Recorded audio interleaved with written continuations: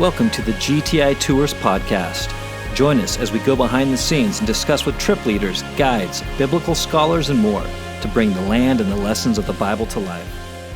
Hello and welcome to the GTI Tours podcast. My name is Rich and I will be your host today as we dive into the land and the lessons of the Bible. And we've been on a little bit of a sabbatical, a little bit of time off from the podcast, but we decided to bring it back because we've been getting so many calls and questions about how our friends are doing over in Israel, how our friends are doing over in Jordan, how our friends are doing over in Egypt. And we wanted to bring you some of that information. I know that following the news makes it very difficult sometimes to fully understand what's going on. And you got to do a lot of work actually to really get the big picture and to get the big understanding of what's happening and what all happened, how did it go down, all these kind of questions. So I spent the last multiple days, like many of you probably, seeing the news with what happened in Iran, with Israel going after the nuclear program. And people have been asking and asking. I've been sitting down in multiple seminars, discussions with people who are just wanting to know our take on what's going on and a little bit more of an inside understanding, since we do work with people who are on the ground and have a little bit more information. So what I did is I called right out to one of my good friends. You guys might know him. His name is Richard Liverance. We call him the doctor. He's been on staff with GTI many times, ran a lot of trips. We actually just did a trip to Saudi Arabia together. So if you have not checked out the new Saudi Arabia video or seen or listened to the podcast on Saudi Arabia, you should really check that out. But Richard works for the government of Israel, and he is always a great person that I like to call to get a little bit of info. So Richard, doctor, welcome to the show. Thanks so much, Rich. Great to be with you again. I miss being with GTI, but it's been interesting. The past year, I've been back with the Ministry of Tourism. Of course, I was with the Ministry of Tourism for about 6 years and then went to Israel for a couple of years. Then I was with you guys for about a year and a half. Loved GTI, loved being with you guys. Miss you. But back for now a year with the Ministry of Tourism again, trying to make the case of why people should travel to Israel. You know, we were almost right back to the spot. Like, we had groups ready to go in July. They're supposed to go July 6th and 7th. And I was completely good with people going over. It felt good. Safety was good. Everything was good. Airlines were back. And then, at least not on my radar, Israel attacked Iran in the nuclear program, which we always knew that could happen at any point. And you and I, many of times, were like, if Israel just get this done, that would be so great to get this over with, so it wasn't hanging over everyone's heads. So right, exactly, yeah. During the Gaza conflict, which continues to go on to this day, I would have said, go to Israel, no problem, because that was pretty much isolated, contained within Gaza. And unless you're going down to visit the kibbutzim that was attacked or the memorial places down near the Gaza border, you're not going near that area. And we had groups the entire time during the conflict traveling throughout Israel, fewer than usual, but we did have groups from different parts of the world, and some American groups were going, church groups. So these were Christians who were traveling even in the midst of the conflict. But when when Israel struck Iran, it was a short operation, only 12 days, I guess. But we had 40,000 visitors stuck in Israel during that time, trying to get them out. And much of that time I was spent on the phone with travel advisors and tour operators saying, how can I get my people out? Because Ben Gurion was closed. Amman was also closed for a while. It opened up. People were trying to do the border crossing into Jordan to get out. I helped one group, was with them. They went out through Sinai down to Sharm el-Sheikh, then took a flight to Cairo, then a Cairo to Athens, and Athens home. Some people were getting on private yachts and sailing to Cyprus. People were getting on fishing boats and sailing to Cyprus. Somehow everybody got home safely, and then the operation came to an end. Now I'd say, start making plans to come to Israel again, because it's even better now than it was before June. So, and we'll walk through that a little bit, because these kind of things can happen, and we all have contingencies for them. This is going to sound bad for some people. I like to see, as somebody who runs a company and runs an agency, I like to see the contingency plans happen occasionally, so that we can make sure that we know that they work well and that we can refine them if we need to. And this was a case in that space again, to where they got to go into place, and all tourists and everybody who was traveling either hung in a safe place, or Yeah. they were gotten out of there. And A we lot of had groups were groups in. traveling too. Yeah, a So lot of groups were in Jerusalem, and actually Jerusalem was safe the entire time during the barrage of rockets from Iran. yeah, Unfortunately, places in Tel Aviv and Beersheba and other places, around the coast or north and south, but they're not attacking Jerusalem. So the group I was in touch with, particularly over there, was in Jerusalem. And in the evenings, they would go into a shelter. In the days, they were going shopping in the old city. They were going to Bethlehem to see the sights. They were going. They were still doing their tour. This is what's amazing about Israel, honestly. Even in times of conflict, Israel is able to keep people and certainly visitors safe. Unfortunately, there were a few Israelis who lost their lives in some of the apartment complexes that were hit because Iran was firing against civilians. It shows you a big contrast between the philosophy of Iranians doing war and the philosophy of Israelis doing war, because Israelis were targeting infrastructure, particularly nuclear infrastructure. They were also targeting some of the leadership, but their objective was not to kill or to target civilians. There's a very strong relationship between the Israeli people and the Persian people, the Iranian people. It's really the government of Iran, which is the enemy of both Israel and their own people. So I think Israel was hoping to see Iran fall. They didn't, although they're severely weakened at this point. yep. I think that's a great point that we need to kind of put out there again, is that in all of these scenarios, whether it be Lebanon, whether it be Gaza, whether it be Iran, whether it be Syria, it's not against the people, it's against the regimes That's right. who do terrorism. That's right. And the Iranians, the Persian people who I've chatted with, very much were standing with Israel in the fact that they were coming after the very same regime that was hurting the Iranian people themselves. So That's right. it's a complicated thing when you're watching the news, because you don't always hear these things. And that's what I kind of want to do with you, Rich, is maybe we can walk through the timeline a little Yeah. bit since 2023 in October Okay. 7th, just kind of getting a little bit of an understanding, because I would have never thought. I went to Israel twice since October 7th. I was there in July of 24, and I was there in December of 24. So a lot even changed during that time, and we can kind of talk through that. But I would have never imagined that the world we live in today, at least in the Middle East, as far as Israel goes, would be what it is. And I'm going to say this, for the better. And we can kind of talk That's right. about that a little bit, Yeah. because I don't think people always hear that. So let's start in the beginning. In October, we didn't have a lot of groups traveling because it was a Jewish holiday. If you know the Jewish people, they love their holidays, they love their vacation time. And really, depending on where it falls, because it's a different calendar than ours, it happens for about a month. It can be part of September, October, it can be all of October. This particular one was a chunk of September, and then it was finishing in October. And so all the groups were getting ready to go. A bunch of ours were in the air flying when the final day of the celebrations that they have in October for these feasts ended in Hamas attack. So just give us a little outline of that day, those couple of days, and in the impact from that. That was a shocking day, honestly. And I remember you and I were working together that day.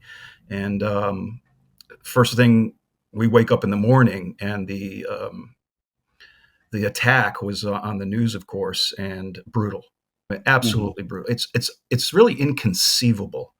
Sometimes I know we understand the nature of sin, but to understand the brutality of this particular attack against the Jewish people. When I think about it, I still get emotional.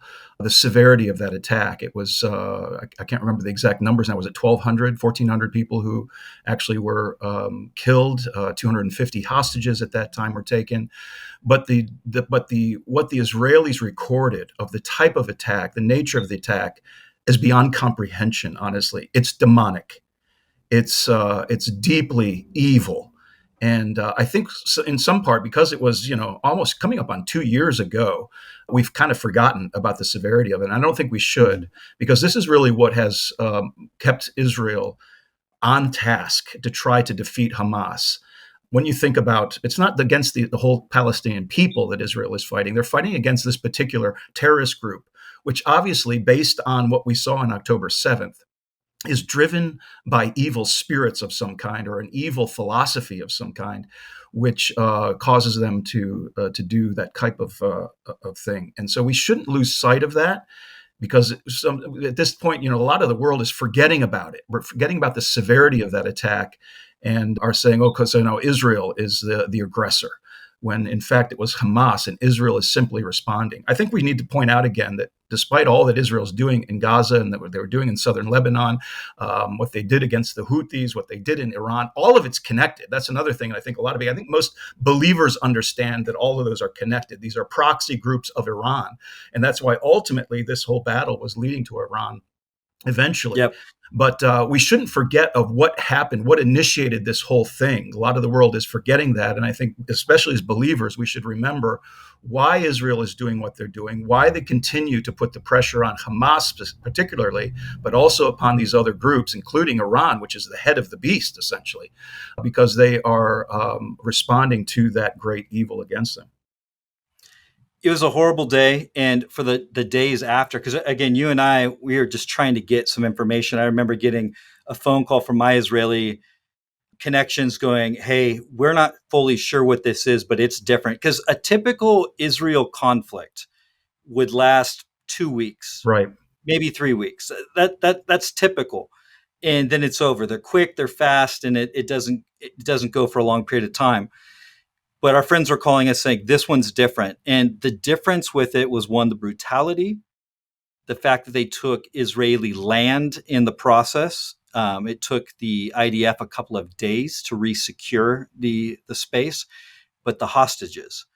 And that's still the scenario in Gaza. While Gaza was a very horrible day for a couple of days, it didn't fully affect on a day-to-day time the rest of Israel, except for the pain that it caused. It wasn't a security risk unless you were down on the borders. But within a couple of days, Israel had that part under control. But the hostages, the 200 hostages, that was an issue. And we're still dealing with that, with about 50 hostages that are still in Gaza. And Israel's not going to leave Gaza until they get them out. No. They can't. There's no way around that. So Lord willing, we'll talk about it a little bit too as we go. Currently, there is a potential negotiation happening right now for a ceasefire that would allow about 10 living hostages out. They believe there are 20 living left, 30 dead. They get 10 living out and then get the rest of those who have died. And then they would negotiate for a ceasefire that would get the other 10 out. So we'll continue to hear more on that. That's supposed to be happening over this weekend.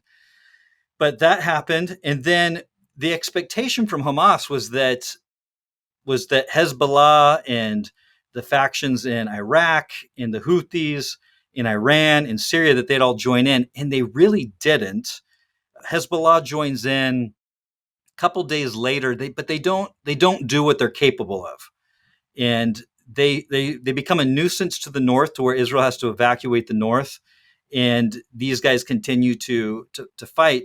But it wasn't until Israel shifted its attention in September of going into 2024 to basically going after these guys that changed. But I think it is worth saying too that Iran does jump in, and for the first time in April, it shoots missiles at Israel, and that was a big deal because Iran had never directly confronted Israel before. And they did at that point. I don't know if you remember that.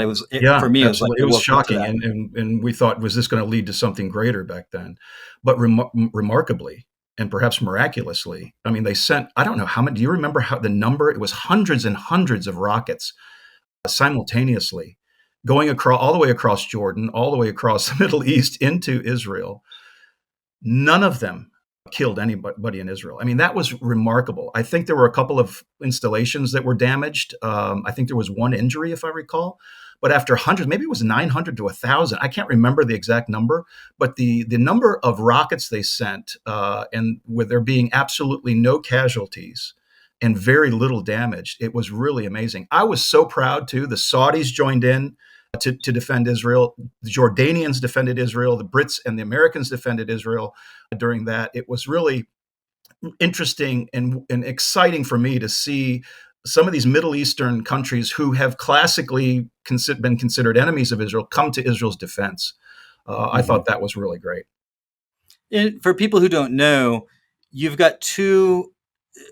There's more than this, but there's two major Muslim sects of people who are there. You've got Sunni and Shiite, and Iran being a Shiite side, so Hezbollah is connected with that. Some other places. Interesting enough, Hamas is not Shiite, but they are funded by Iran. And then you've got the Sunni side, which that's Saudi Arabia and the rest of these other Gulf countries there, who they don't get along themselves. So in this situation, Iran was kind of the bully of the area, and so they stepped up to be helpful and defend their land because the missiles were being shot over their countries, over their airspace, and so to help shoot them down. So that was a big moment, but you could see that it was going to be something bigger in the future, right? To where Israel doesn't have ballistic missiles, and a ballistic missile goes way up into the atmosphere, up into space, and then it comes back down very quickly and fast as it picks up speed. And Israel just has fighter jets. So you've got to have a defense system, which their defense system worked to shoot down most of those. But that meant for Israel to attack Iran, they had to go a long distance to be able to go with their fighter jets. And that required crossing multiple countries and not being detected. So that would be a difficult process for them to do that. September, Hezbollah, all of a sudden, we see all these attacks. Do you remember the pager and the radios? Oh my gosh. That was such an exciting operation. I can remember, I work at the Israeli consulate. We're sort of connected with them here in Los Angeles. And we have Palestinian demonstrations every week down outside our building. But I can remember saying to my director, I said, I want to put a big Israeli flag on the back of my truck and drive down the 405. I said, I was so excited to see what an ingenious operation, the pager operation that Israel engaged in. This had been in planning for years. It's really remarkable when you look at the details of that particular operation. But and I'm not even Israeli, but I was so proud of Israel for doing that, and how it really, I think that was a turning point in their war with Hezbollah. I mean, that really changed things for Israel. Yeah, and again, I think no war is good. We can sit here right now and say that's bad, but Israel's way of thinking to develop ideas and abilities to go after the military, the militant wing of Hezbollah without hurting as many other people. That was the whole concept behind this: is minimal damage to civilians, but take out the military that is embedded in between them. So all these pagers go off, and they go off in the hands of the people who are the ones who carry them. And same thing when they go strap on their vests with their big radios, those went off too.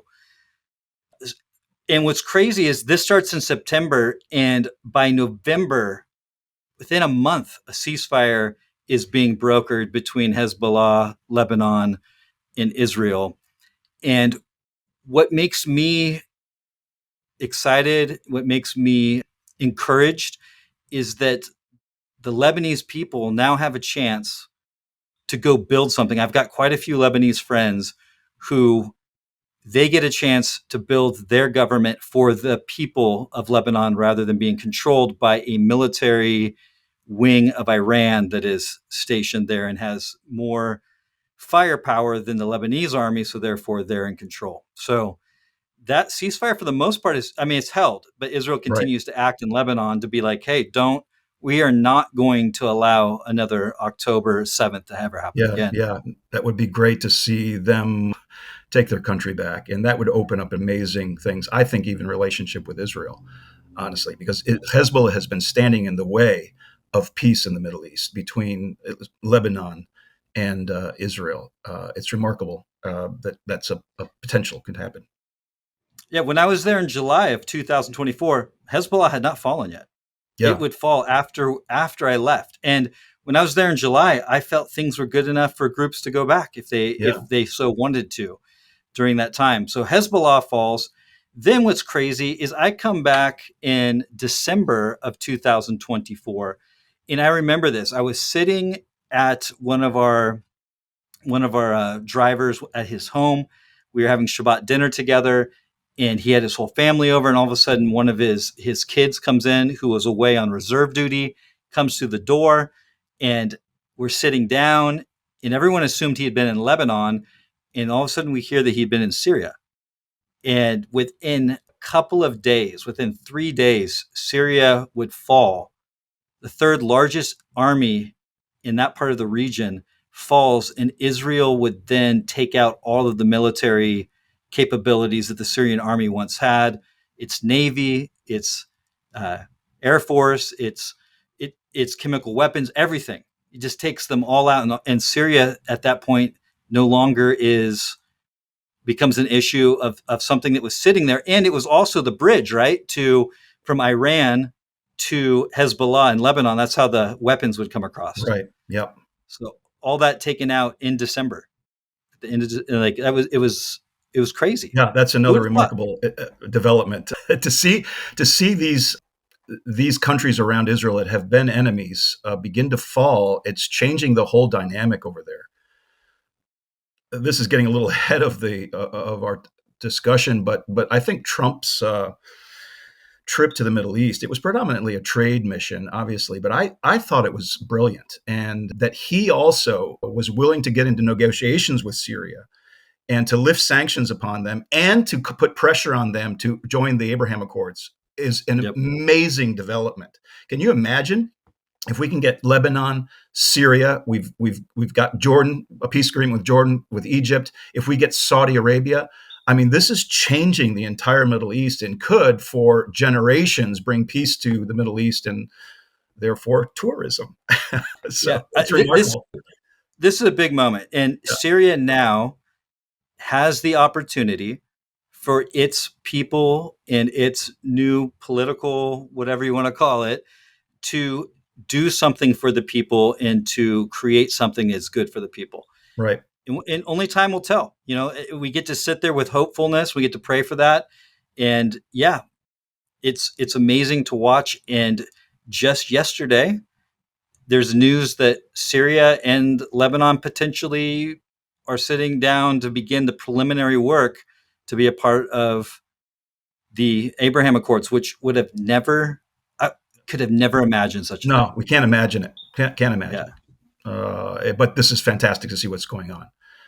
And January, we get into a yeah, place where there's a ceasefire with Hamas. It's a short one. Few people get out, but it's amazing because again, we see hostages coming out, which it's what everyone's praying for.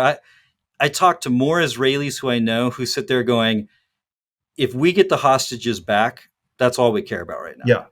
yeah, Getting the people back, like winning a thing against Hamas has been downgraded so badly that it will be years and years and years and years before it's capable of doing anything more. Getting the hostages out is what matters. And so that kind of falls apart a little bit.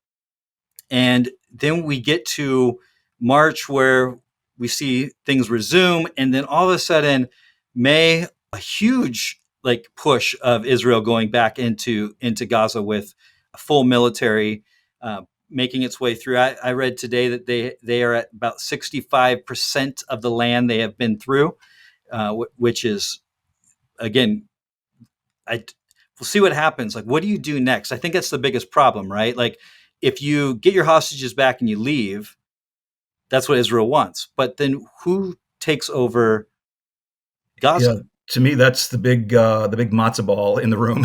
Trying to figure that you can't just leave a vacuum there. Hamas, whatever remnant of Hamas is there, is just going to take over again because they are bullish. But I don't know. I don't know what the answer is, and that has to be answered. I see Gaza as, if even if we can secure peace, and it's not only a ceasefire but actually a cessation of all of the hostilities, there's got to be something going on in Gaza for decades now to rebuild, number one, to figure out how that's going to be managed. Otherwise, it's just going to grow into the same problem again in 10 years. So that is the big question. And Israel has had their hands full just trying to get their hostages back, and I don't think they've addressed it. Honestly, I don't see how Israel cannot be involved in that process. It doesn't necessarily mean that they have to take over again the Gaza Strip, but they've got to be somehow involved in that process just so that the right leadership happens in Gaza. I've always thought that what the Palestinians are wonderful people. I love the Arab culture, actually. And I love my friends in the Palestinian territories, in Bethlehem and other places, love them. And I love the Arab culture, but they need new leadership. The leadership is so bad in the Palestinian territories and in Gaza. That's been the problem. I think most Palestinians really would want peace with Israel and want to just raise their families, go to their jobs, enjoy their lives. They don't want to have this whole conflict constantly. At least the guys I talk to in the Palestinian territories. But the leadership keeps it going. They keep the mantra going about, do we have to get rid of Israel or whatever. But I think that's the number one issue there is a change of leadership, both in Judea and Samaria, the West Bank, and in Gaza. Has to happen. Yeah, I agree. And hopefully what we're about to see is currently, as we are recording this right now, there is talk that within the next several hours, there could be a negotiation that goes through for some of the hostages to come back. And so we're hopeful for all of that. But I think you're completely right. Like, for Gaza to change and for the people of Gaza to have a better life, they have to have the opportunity to do something different than what's there. Because as long as Hamas is there, there will be no rebuilding. And there is no states, Arab states, or any of these guys who want to invest money back into something that's just going to get destroyed. That's right. And with Hamas as the leadership there, that's the issue. And I think it would be an even bigger. It's been a horrible, horrible time for people in Gaza. But I feel like the worst thing possible would be if this thing finishes and there's no change, no solution for that issue. Yeah, I agree. I agree. So that has to happen. Yeah, you can't. I mean, they can't continue. They got to have leadership that wants peace with Israel, wants to cooperate with Israel for the prosperity of both the Israeli people and the Palestinian people. You can't raise your kids in schools in Gaza chanting death to Israel and with putting bandanas on their heads with machine guns. That can't continue to go on because it's just going to perpetuate the problem. So there has to be the leadership that is committed to peace, recognizes Israel's right to be in their ancestral homeland, and is willing to work with them because Israel wants peace. Israel is not a warmonger. You listen to so much of the world media and a lot of other places in the world, people in the world, they think, oh, they're a warmonger. They're not. They want peace. They've only ever defended themselves. As a matter of fact, they don't really have an army. I love what the name of their military force is. It's called Israeli Defense Forces. They're there for the defense of the people of Israel, not to aggressively attack other people. They do that only for their defense. And it's important to recognize that they want peace. Israel rotza shalom. Israel wants peace, and they are willing to negotiate, if possible, with the neighbors around them. But in the cases where you have a country like Iran that you can't negotiate with, then you've got to take out those weapons that are threatening them constantly. So that's what we saw recently. Yeah. So Israel's been sitting in this existential space of having to decide what is going to happen to us. And for all of you who are, listening in, about the Holocaust. And the Holocaust was a time where Jewish people did not have a place of their own. And their whole concept was if we only had a place of our own, a country of our own, we could at least fight for our survival. And then the statement was never again. And so you get to this moment where Iran, for 20 years, I've been watching it for 20 years as we ran trips over to Israel that I've been a part of it, is that it built up Hezbollah with all of its ballistic missiles and its abilities. It built up Hamas. It built up the Houthis. It built up Syria with Assad and his forces. It built up all of these areas, And then it built up its own capabilities of creating a nuclear, not just nuclear, but a huge ballistic missile stockpile that could decimate a small country like Israel. And at this point, and I wasn't expecting it, I was getting ready to go on vacation. I put down my laptop. This was Thursday evening. And I said, all right, I'm not going to work on this as we go on vacation. And within a few hours, my phone was going crazy. And Israel had done a preemptive strike on Iran and went after its nuclear and ballistic missile setup. And it from the beginning said this was a short couple week initiative. That's how Israel actually typically does things.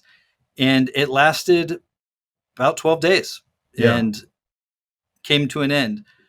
There's probably much more that could be done, but Israel took on Iran, and everyone expected that Iran would destroy Israel, but Hezbollah never shot one thing. The Houthis shot a few, but they'd been shooting those already, so it wasn't like they added to it. Syria, there was nothing there for them, and the few things that came out of Iraq were destroyed. So it changed the entire environment in that one time. And then the US got involved for one part of the operation to help take out some of these nuclear facilities that Israel didn't have the technology to do. Yeah. Another brilliant move by the Americans, by the way. I was so proud of my country and my military when thinking about what they did with those, I guess, they're bunker busters, 30,000 pounds. That was just a flawless operation. I was so proud. And it's good to be proud of our military again. They weren't bombing people, trying to kill people. They were taking out this infrastructure. It was absolutely a brilliant operation. I was so proud, felt so proud to be an American and to be working together with Israel and to remove the most significant threat in the Middle East and in much of the world, which is Iran's nuclear weaponry. And that's been taken out, and that's been proven that it's taken out. I was so proud of my country, so proud for Israel. And I think that has changed things. Obviously, it's been quiet from Iran since, and what that means for the future. I think there was a lot of expectation and hope in Israel, and even here in our country, even among believers, that the Iranian regime would fall. To date, it hasn't. After the operation, Trump brought everything to an end. I don't think Israel wanted to come to an end. I think Israel wanted to push a little bit harder just to see if they could get the regime to fall. I think most Iranians, I was talking to some Israelis, and they have a very close relationship with the Iranian people. They said they think 70% of the Iranian people, at least, are in opposition to their government and would love to see the thing fall. The problem is, what then is going to take its place? What is that going to look like? And everybody on the news was saying, well, we don't want to go into a prolonged war and for regime change. And I get that. But it would have been, we were all hoping to see some freedom come to the Persian people. And that would be major. But we'll see. We'll see what's going on because the threat of Iran really is taken out, at least for the time being. And we'll see what happens in Iran and see if something can change there. Yeah, I think this is the part where we just continue to pray as believers. Yeah. I know a few Persian people. I know some Persian people who live here in the States who are believers. And overwhelmingly in conversation, they want to see change and they want to see the country that they love Absolutely be back in a place where it's for the people and it's the people are safe and they can raise their kids. Same thing that we're talking about in all these other places. And so I think that that's what I want people to hear as we do this podcast right now. No matter what you've heard on the news, the hope right now is that the people of Iran are able to make a change that brings a better life to them, that the people in Lebanon are now able to make a change that creates a better life for them, that the people in Syria are able to do that, and that hopefully soon the people in Gaza. If that's the case, and that's what comes out of this, it's going to change the lives of so many. And if peace can be in this region, it's one of those things I just sit here and I go, I would have never even thought it was possible. Yeah. And as we sit here today, Israel's taken on a lot. You saw the news, all of those things. I'm excited to go back. I'll personally be back there with a group of people at the end of August. And then That's great. Gerald in our office will be there in September with a group. And we've got multiple groups after that. I'm excited to get back there. I'm excited to get people over there. I do believe that the Middle East is going to be a different place. Yeah. And we just need to be praying for that. So Rich, as kind of as we finish up, what are some things we can be praying for as you think about the people in the entire region? What can we be Obviously, praying for? a prayer for, my heart's broken for the Iranian people. Prayer for them, prayer for the gospel somehow to lay hold of Persian people throughout the world, but certainly in Iran. We wish the same for the Israelis as well. We want to see the gospel of Christ go forth throughout the Middle East. I love the passages of Scripture that talk about the promise of God's blessing upon Egyptians, upon Assyrians, upon Lebanon, upon these countries that surround Israel, and upon Israel itself. This gives me so much hope when I read the ancient texts about God's plan to bring about his purposes through Christ throughout the world, and especially in the Middle East. That's exciting. And I think we need to continue to pray for that and continue to hope, not to get discouraged. And all of this talk that we have on this, on this podcast today about wars and rumors of wars in the Middle East, don't let it discourage you Yeah. from getting over to Israel. Go on Rich's trip in August. My goodness. Go in September with Gerald. Get on these trips this year because, this is nothing new, honestly. This is wars in the Middle East, wars in Israel are nothing new. This has been going on for 3,000 years. Let me just read a passage just quickly as we're kind of tying up here. I love this, but this is in Psalm 83. It says this, "Oh God, do not remain quiet. Do not be silent, and oh God, do not be still. For behold, your enemies make an uproar, and those who hate you have exalted themselves. They make shrewd plans against your people and conspire together against your treasured ones. They have said, 'Come and let us wipe them out as a nation, that the name of Israel be remembered no more. For they have conspired together with one mind. Against you they make a covenant.'" That particular psalm goes back to the time of King David, which is 3,000 years ago. You could have read that today, which we just did, but read it in light or in context of what's going on in the Middle East right now. And if you continue to read Psalm 83, it lists the exact same nations that have been surrounding Israel all of this time. This to me is fascinating, Rich, because this is it's the conflict in Israel which draws us to go there. Because Israel's at the center of God's redemptive purposes. And if for 3,000 years this has been the center of conflict in the world, it ought to tell you something. It ought to tell you that God is still up to something that is centered on the nation, the people, and the land of Israel. That's why we go to Israel, because of the conflict, because it's at the center of redemptive history. Of course, it's going to be a place of struggle. Of course, it's going to be a place of conflict, because that's where salvation comes in and through Israel's Messiah to the whole world. That's why we go. And that's why Christians continue to go to Israel, even when there is conflict going on in Israel. I love that. Don't be afraid to go. You need to walk in the land of God's redemptive story. And it doesn't matter when you go, trust him and he's going to keep you safe. So get on that trip in August and get on that trip in September. It's fantastic. Friends, I just want you to know I've been in conversation the entire time with our teams in all of these places. And I'm just amazed. One of our guides said to me, "We're paying a high price, but we're doing it for our kids. We're doing it for our future. And we're doing it because we believe that the Persian people are our friends. Yeah. And we desire a better world for them." I mean, these are the things I'm hearing from people. That's right. Our friends, our Arab friends over in Jordan, they've all contacted me saying, "Hey, we're looking forward to having you back. We're ready to have you back." Our Palestinian friends who are in Bethlehem, chatted with them many, many, many times. They are excited and ready to have us back. Our friends in Egypt, our friends in Israel, it's time to get back over there. So I would encourage you, if you're watching this and you're going to be on a trip in next year or maybe at the end of this year, follow our other trips. Just check them out. We're going to go before you and show you that it's good. I know that it requires a few people to go first, and we'll do that. Check it out. See us on these trips. Again, safety is our biggest main thing. Like, we're not going to put you into a place that we believe is going to be unsafe. Now, caveat with that, getting in a car driving to the airport, getting in a car driving on the road, you're not guaranteed 100% that life is safe. And so we can't guarantee that all the way, but we would never put you into a place where we felt like there was a high chance of anything.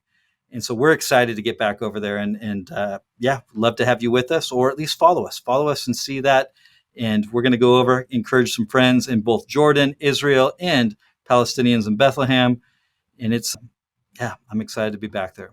Awesome. So Rich, thank you so much for your time. I know that you're a busy man. You're about to get on an airplane this evening, and I appreciate all the way from California you jumping on a call with me. Love being on a call with you, Rich. Anytime.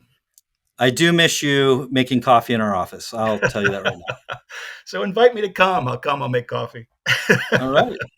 I will do that. So, all right, friends. Well, thanks for joining us on this podcast. I hope it was helpful. If you've got more questions, feel free to reach out, and we will see you on the next GTI podcast. Take care. We hope you've enjoyed this podcast. For more information on upcoming GTI study tours, please find us on the web at www.gtitours.org.